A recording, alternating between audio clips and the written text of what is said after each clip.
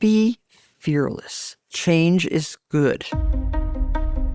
I don't really care if I sleep too much. It's kind of fun to see how much one can do in a day. I want to look pretty, but not too made up.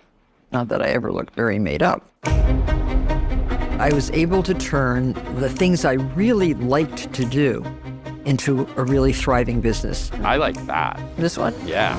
I started my company when I was 50 years old.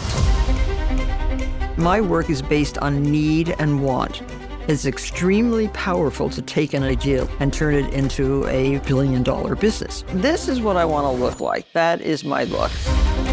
Hard work is essential to making an idea come to life. And I love hard workers. Oh, that is such a cake.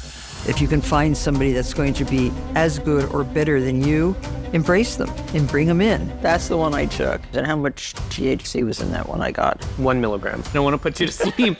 People always say, oh, you reinvent yourself. I try to look forward. When you're through changing, you're through. I'm Martha Stewart, and this is MasterClass.